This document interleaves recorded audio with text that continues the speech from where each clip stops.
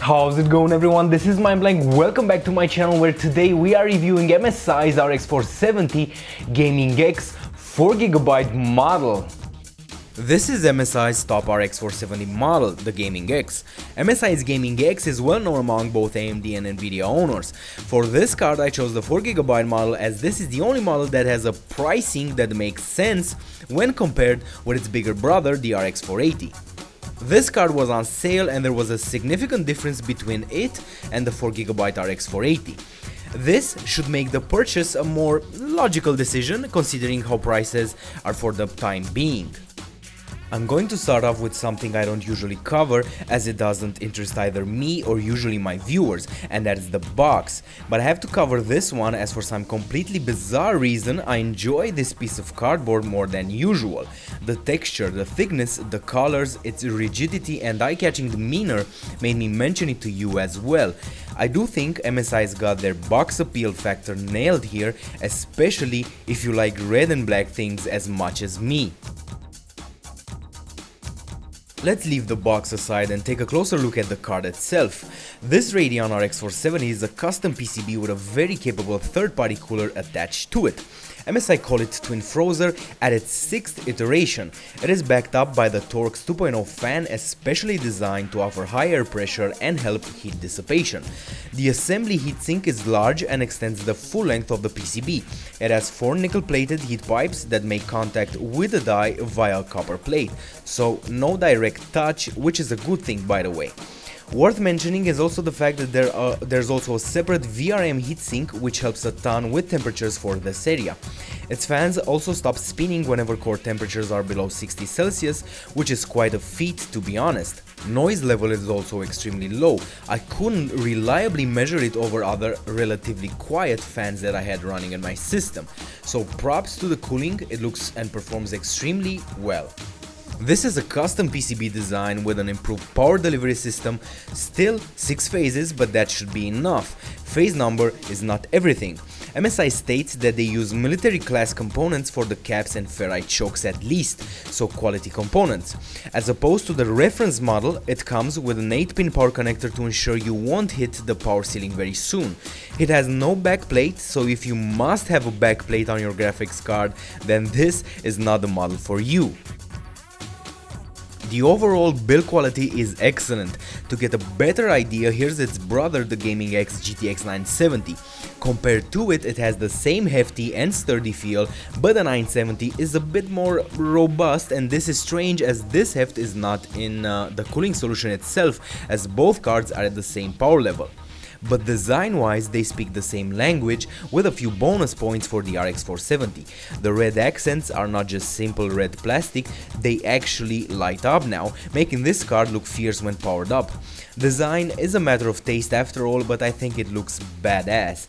MSI has been consistent with this design choice, and this can be either a good or a bad thing depending on your tastes. The MSI light up logo is RGB illuminated, so you can make it pulse, glow, breathe, etc. in whatever color you want for that extra touch.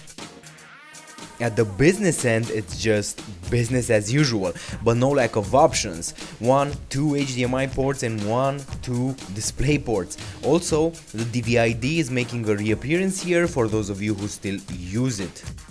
Let's talk about overclocking for a moment. I am glad to report that out of the box it can easily maintain a locked 1242 MHz boost clock at a cool 65 to 68 Celsius in a 24C ambient.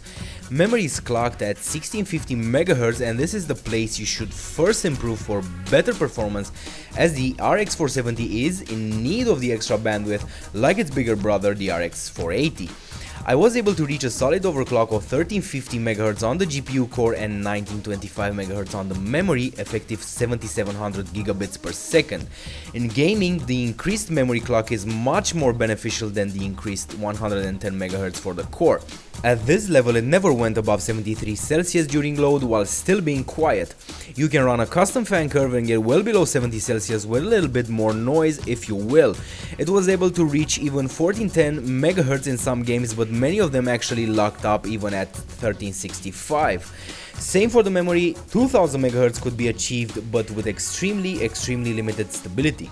Benchmark time soon, so just want to mention that you will see the stock NOC benches with the RX 470 as well as the RX 480, but at default 1266 MHz. The Nvidia cards are all custom cards like this one, and they run at their specified factory OCs. So for anyone wanting to see the RX 480 overclocked against the other cards in the test, I'd refer you to my custom RX 480 build video where I've already done this. Now let's get this going.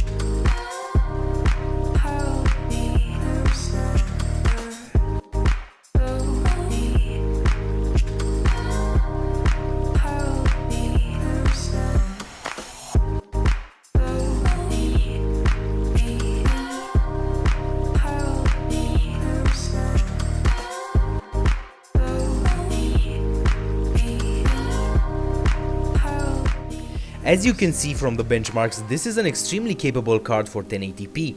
Some games will comfortably run at 1440p as well with very high or high settings. Overclocked, it can almost match the RX 480, but the price difference can go into other things like faster CPUs, SSDs, etc. Generally, it is breathing down the RX 480's neck.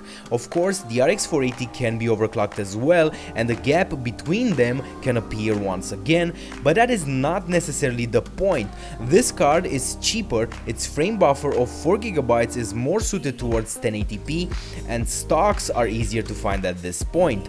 There is also a promotion right now, and the card comes with 1-year license for premium XSplit broadcaster. I highly recommend this card, especially if you find it on sale with a price nicely below $199. This can currently be had on Amazon for $185 after rebate, which is insane value, honestly.